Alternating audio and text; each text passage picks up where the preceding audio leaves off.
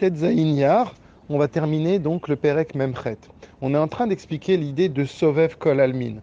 Le fait qu'Akadosh Baruch Hu, la lumière, le Or Ensof, ne peut pas s'habiller dans ce monde matériel, et pour ça on doit donner un machal.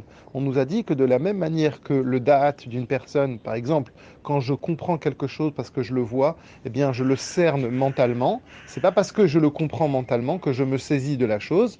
De la même manière, le Or Ensof ne peut pas rentrer dans ce monde-là. Bien évidemment, tout ça c'est un machal, c'est ça qu'on veut nous dire, c'est un exemple. Bien sûr qu'Akadosh Baruch Hu peut tout, bien sûr que la connaissance d'Hachem n'a rien à voir avec notre connaissance. C'est juste pour comprendre l'idée du Or Ensof.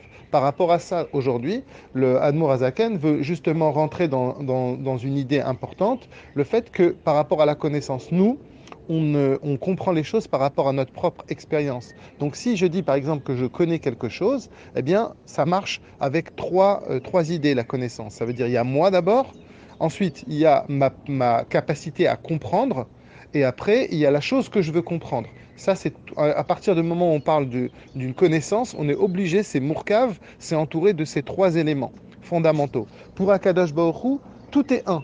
Lui, il est lui-même la connaissance, enfin il est lui-même celui qui connaît, il est lui-même la force de connaître, et la chose que l'on connaît, elle est en lui. En d'autres termes, tout est en Akadosh Baruch Hu, il n'y a pas cette décomposition, tout est Hachem. Ça serait comme, on pourrait donner un exemple, ça serait comme par exemple, pour que je comprenne ce que quelqu'un dise, il faut qu'il parle. Imaginons que je sois dans sa tête, eh bien il n'a pas besoin de parler. Avant même qu'il puisse dire quelque chose, je vais savoir ce qu'il va dire parce que quelque part il est en moi. C'est un peu la même chose, si l'on peut dire, et encore beaucoup plus fort avec Akadosh Baruch Hu. Akadosh Baruch Hu, la création, elle est tout c'est en lui.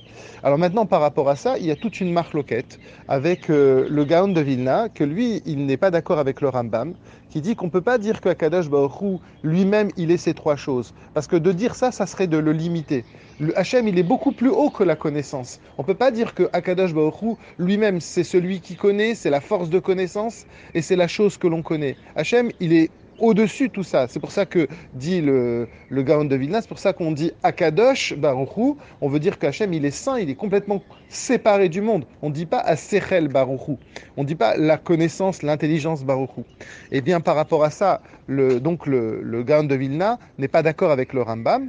Et dans la Hara, le Admorazaken, Rabbi Shlon Zalman, vient et dit que le Rambam a été confirmé dans son idée par rapport avec le Harizal, qui dit que quand le Rambam dit que Hachem, il est celui qui connaît la connaissance et la chose que l'on connaît, eh bien, il parle d'un niveau après le Tzimtzum, à partir du moment où le Or Ensof, à partir du moment où on rentre déjà dans le fait que c'est pas Akadosh Baruch Hu, si l'on peut dire dans son essence même, mais c'est Dieu qui se pose dans le monde. Alors à ce moment-là, c'est de ça que le Rambam parle, et le Gaon de Vilna, quand il veut dire qu'on ne peut pas séparer Hachem, et on ne peut pas dire que Hachem, il est la connaissance, eh bien le Gaon de Vilna, lui, il parle d'un niveau qui est beaucoup plus haut, qui n'a rien à voir avec le fait qu'Akadosh Baruch Hu s'intéresse dans les Olamot.